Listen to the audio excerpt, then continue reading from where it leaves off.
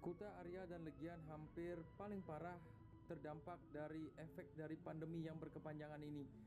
Jodit bisa bilang kawasan ini benar-benar mati suri, di mana semua wisatawan yang biasanya tumpah ruah di jalan Pantai Kuta dan juga tadi kita melewati Benesari dan Bunisari tampak lenggang dan sepi, apalagi ditambah dengan PPKM darurat yang akan diperpanjang lagi sampai akhir Juli nanti. Situasi pandemi COVID-19 terus menunjukkan perbaikan dan hasil estimasi dari tim epidemiolog dari Fakultas Kedokteran Universitas Indonesia menunjukkan angka reproduksi efektif Indonesia untuk pertama kalinya selama pandemi ini sudah berada di bawah 1, yakni sebesar 0,98. Angka ini berarti setiap satu kasus COVID-19 secara rata-rata menularkan ke 0,9 orang, atau jumlah kasus akan terus berkurang. Angka ini dapat diartikan bahwa pandemi COVID-19 di Indonesia telah terkendali. Sebagaimana sudah disampaikan Menteri Kesehatan, varian Omikron sudah terdeteksi di wilayah Indonesia. Ini memang tak terelakkan karena salah satu karakter varian ini adalah penularannya sangat cepat. Sekarang yang harus kita lakukan adalah bersama-sama berupaya sekuat tenaga agar varian Omikron tidak meluas di tanah air. Waspada penting, tapi jangan perkembangan ini membuat kita panik. Sejauh ini varian Omikron belum menunjukkan karakter yang membahayakan nyawa pasien, terutama pasien-pasien yang sudah mendapatkan vaksin.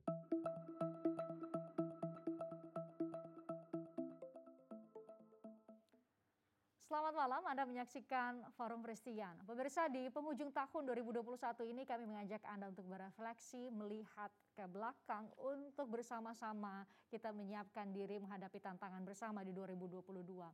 Salah satu tantangan yang sama-sama kita hadapi adalah pandemi COVID-19, semua terdampak. Nah, malam ini sudah bergabung di studio Forum Christian, saya tidak sendiri, ada Mbak Devi Rahmawati, pengamat sosial dari Universitas Indonesia. Selamat malam, Mbak Devi.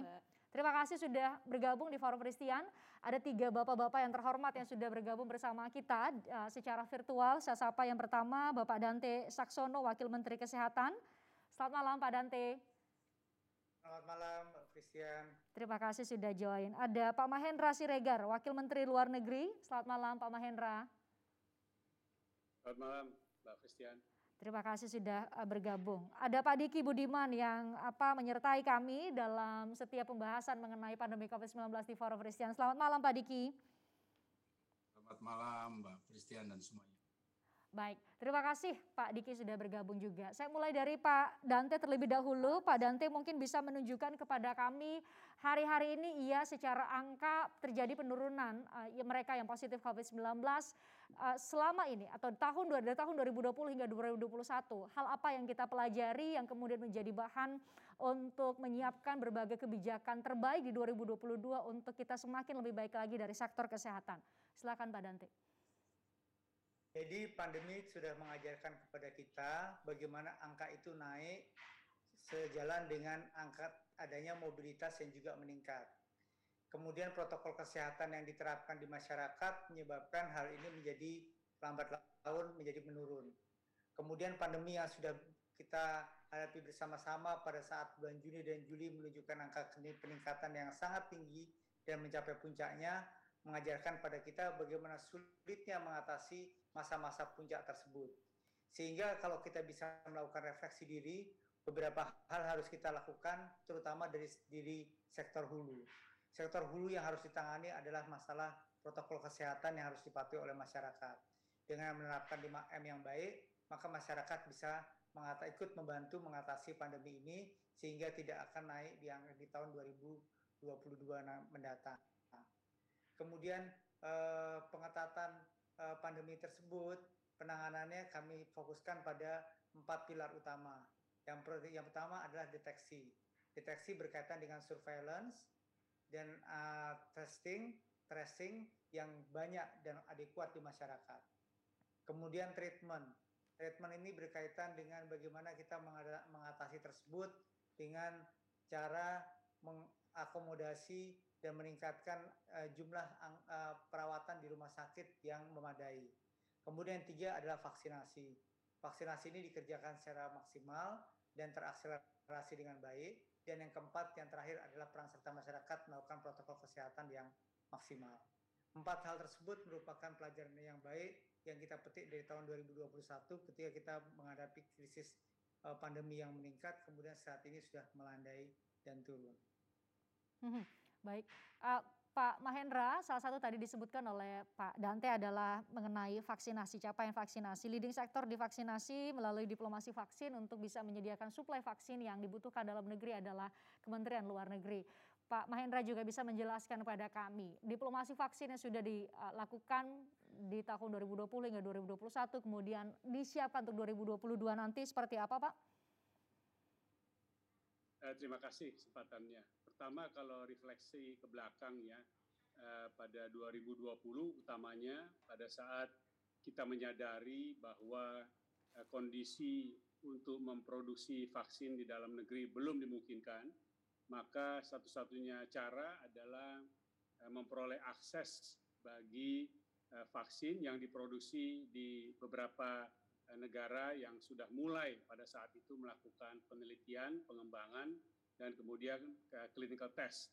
Nah, tetapi karena memang semua tentu masing-masing lebih mementingkan kepentingan nasionalnya daripada berbagi, nah, di situ peran dari diplomasi bisa menjamin ya, ataupun meningkatkan kepastian dari akses kepada suatu produk yang sangat menentukan kemampuan kita mengatasi dan menghadapi pandemi, tetapi sangat kekurangan di tingkat dunia dan di dalam negeri belum diproduksi.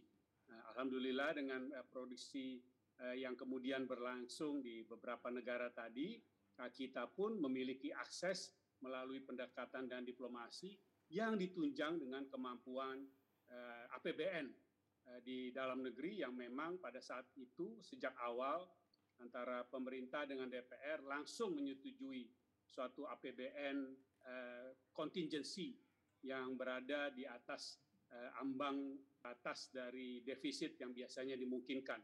Jadi kesatuan pandang dan saling sinergi dari berbagai bidang ini yang kemudian memungkinkan akses kita ke luar negerinya memperoleh akses bagi vaksin.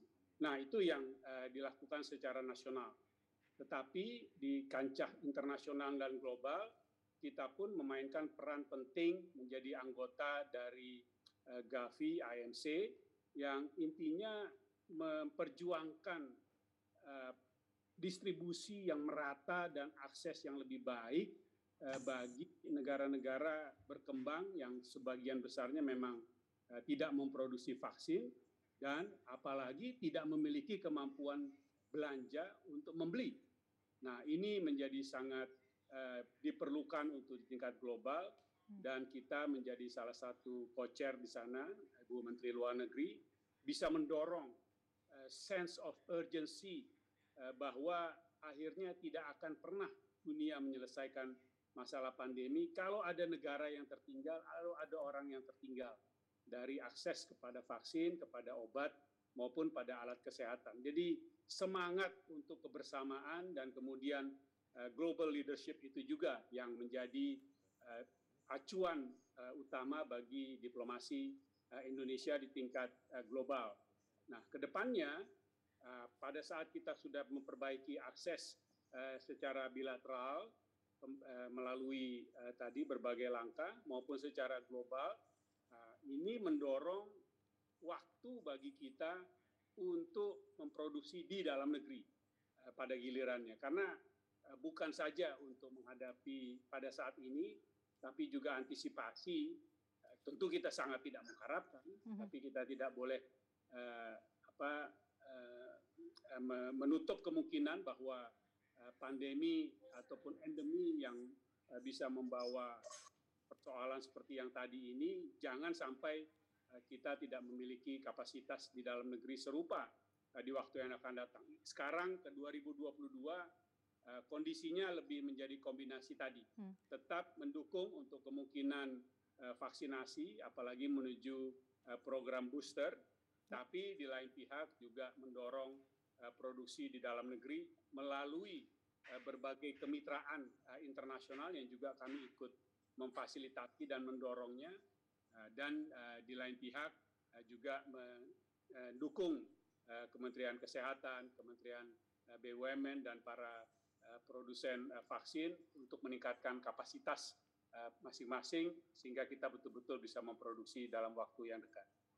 Baik. Pak Diki Budiman ini sudah melakukan analisis SWOT mengenai penanganan pandemi COVID-19 di Indonesia. Nanti saya minta Pak Diki untuk menjelaskan, termasuk juga tadi Pak Dante sebut Mbak Devi bahwa hulunya adalah protokol kesehatan. Sejauh mana dari amatan kacamata seorang pengamat sosial mengenai kami yang taat protokol kesehatan atau telah menyesuaikan diri dengan kondisi pandemi saat ini, kami bahas sesaat lagi di Forum Presiden.